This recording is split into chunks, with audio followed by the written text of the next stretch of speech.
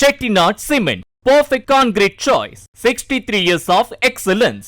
புதுச்சேரியில் தவிக தலைவர் விஜய் பங்கேற்ற பொதுக்கூட்டம் நடைபெற்ற நிலையில் வழக்கம் போல் தொண்டர்கள் கூட்டம் அலைமோதியது. ஒரு கட்டத்தில் தொண்டர்கள் தடுப்புகளில் தாவி போலீசிடம் எகிறிய நிலையில் அவர்கள் காவல்துறையினரிடம் வாங்கி கட்டிக் கொண்டனர்.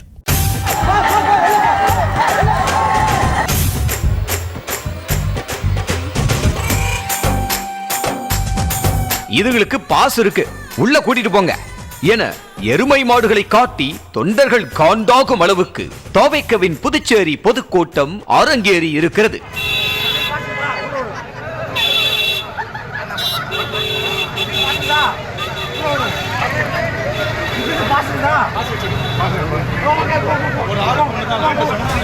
கரூர் துயரச் சம்பவத்திற்கு பின்னர் முதல் முறையாக தவிக தலைவர் விஜய் திறந்தவெளி மைதானத்தில் உரையாற்றுகிறார் என்பதால் புதுவை மக்களிடையே ஆர்ப்பரிப்பும் எதிர்பார்ப்பும் அதிகரித்தது.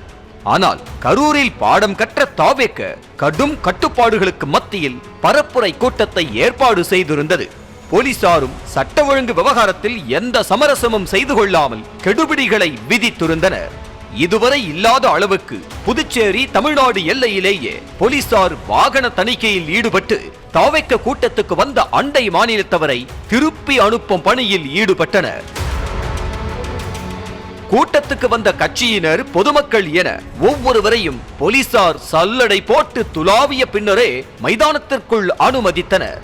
ஆனால் விஜயை பார்க்கும் ஆர்வத்தில் முண்டியடித்துக் கொண்ட தவிக தொண்டர்களை கட்டுப்படுத்த முடியாமல் காவல்துறையினர் திணறினர். ஒரு டோக்கனுக்கு 2 அனுமதிக்கப்படுவர் என கூறப்பட்டதால் அதிகளவில் மக்கள் கூட தொடங்கிய நிலையில் ஒரு டோக்கனுக்கு 1 மட்டுமே அனுமதிக்கப்படுவர் என போலீசார் கரார் காட்டியதால் தொண்டர்கள் போலீசாரிடம் சீறி வாக்குவாதம் செய்தனர்.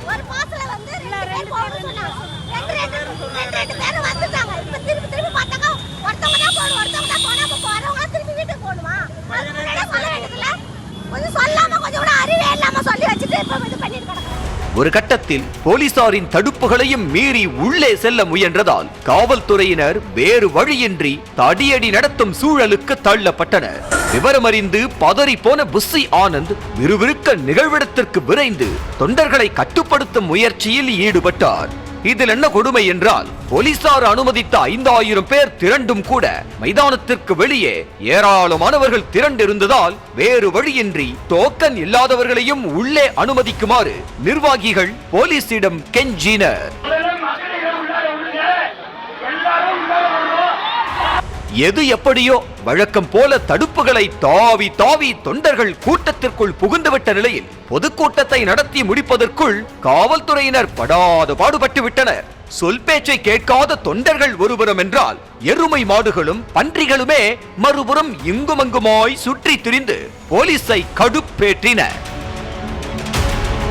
ஒரு வழியாக சேரும் சகதியுமாய் காணப்பட்ட மைதானத்தில் தள்ளுமுள்ளும் கூச்சல் குழப்பமும் என விஜயின் பொதுக்கூட்டம் இனிதே முடிவு பெற்றது.